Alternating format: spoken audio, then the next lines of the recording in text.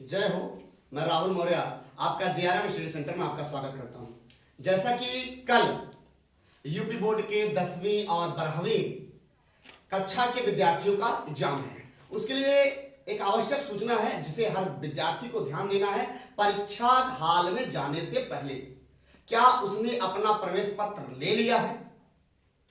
अगर ले लिया है तो बहुत अच्छा, और घर से आधार कार्ड ले जाना ना भूलें, क्योंकि काफी विद्यालयों में आधार कार्ड का भी चेकअप करते हैं। बात समझ में आ गई? क्या क्या लेके जाना है? प्रवेश पत्र लेके जाना है और आधार कार्ड लेके जाना है। पहला कार्य अनिवार्य रूप से क्या ले जाना है? आधार कार्ड, प्रवेश पत्र, और उसके साथ ही स्वयं के पास नीले काला बाल पेन या जेल पेन आपके पास होना चाहिए। स्केल तो जरूर होनी चाहिए, यानी पटरी जरूर होनी चाहिए, जाननी चाहिए, ठीक है, आपके पास जरूर होनी चाहिए।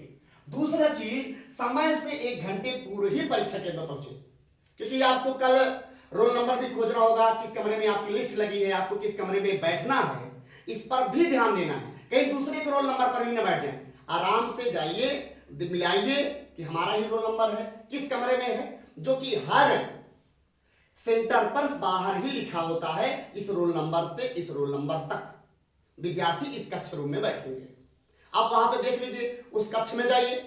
जैसे मान लीजिए आपका रोल नंबर, दीजिए थोड़ा सा, जैसे आपका रोल नंबर है, यहां पे दिख रहा होगा, आपका रोल नंबर है, दिखाइए तो,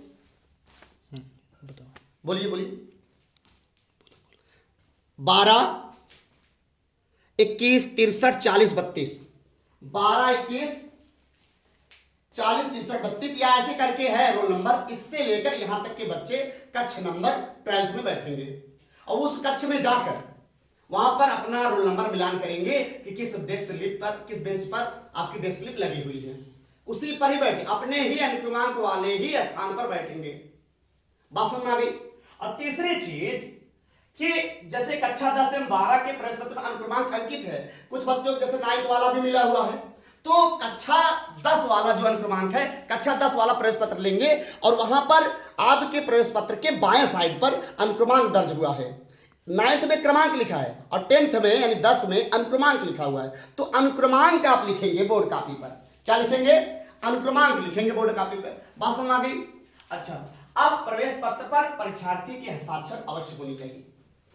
प्रवेश पत्र है, प्रवेश पत्र के नीचे आपको दिख रहा होगा, वहां पर नीचे जो है परीक्षार्थी का हस्ताक्षर स्वयं यहां से करके जाना है, घर पर ही करके जाना है परीक्षार्थी के हस्ताक्षर।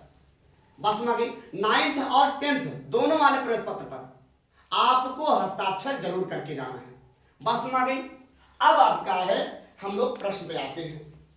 आपका कल हिंदी का पेपर है, 10th वालों के लिए भी, 12th वालों के लिए भी। तो जितने भी प्रश्न हैं, जो आपको प्रश्न आ रहे हैं, सबसे पहले आप उनको लिखिए, और थोड़ा स्वच्छता का ध्यान दीजिए, ज्यादा कट पिट ना करिए, जितना सुंदर हो सके उतना सुंदर लिखिए। हेडिंग को काले पेन से बढ़िया से लिखिए।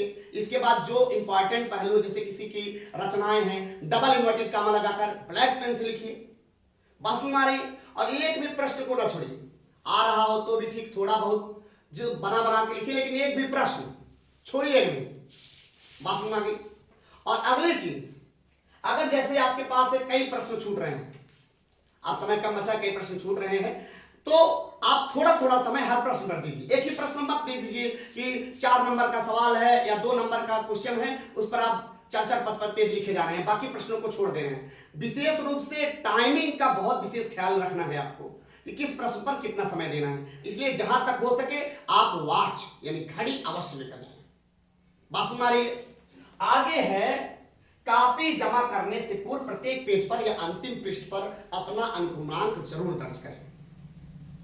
बस में हर पेज पर लिखिए, या पेज अंतिम नीचे लिख दीजिए पीटीओ, ठीक है, प्लीज टर्न ओवर, या कृपया पृष्ठ बदलें, ऐसा लिख दीजिए कोने पर। इसके बाद अगले पेज पर आप फिर से क्वेश्चन आंसर को लिखिए। आखिरी पेज पर बड़े बड़े काले स्केल से अपना अनुक्रमांक जरूर दर्ज करें। बात समझ गई? अच्छा, अब रही बात आपको एग्जाम देने की। बेटा, जब तक तोड़ेंगे नहीं तब तक छोड़ेंगे नहीं। कल का दिन आपके लिए जीवन का एक मार्ग प्रशस्त करेगा। कल से आपका जो एग्जाम होगा, यानी हाई स्कूल की परीक्षाएं, यहीं से आपके जीवन की पहली सीढ़ी की शुरुआत होगी। लगे रहिए, डटे रहिए, लक्ष्य तो अवश्य हासिल होगा। एक मैं कथन हमेशा से कहता हूं, कुछ हमारे स्टूडेंट भी हमको देख रहे होंगे, तो मैं हमेशा कहता हूं, कमजोर होना कोई गुनाह नहीं, कमजोर होना कोई गुनाह नहीं, लेकिन कमजोर होकर मेहनत ना करना सबसे बड़ा गुनाह है। ध्यान दीजिएगा, कमजोर होना कोई गुनाह नहीं, लेकिन कमजोर होकर मेहनत ना करना सबसे बड़ा गुनाह है। आज आखिरी रात है, कल आपका एग्जाम होने वाला है, इसके लिए आप भयभीत मत हो। आराम से 10 बजे तक पढ़िए, इसके बाद फुल नींद लीजिए, आराम से सोइए, सुबह उठिए, नित्य क्रिया करिए, इसके बाद तैयार होकर एकदम रिलैक्स होकर आप परीक्षा केंद्र पर पहुंचे।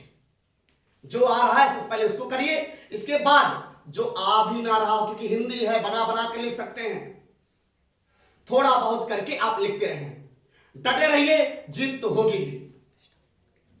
और हम सभी विद्यार्थियों के लिए हम शुभकामनाएं देते हैं कि आप सभी लोग उत्तीर्ण होंगे। मेहनत करते रहिए, डटे रहिए। All the best. जय हिंद।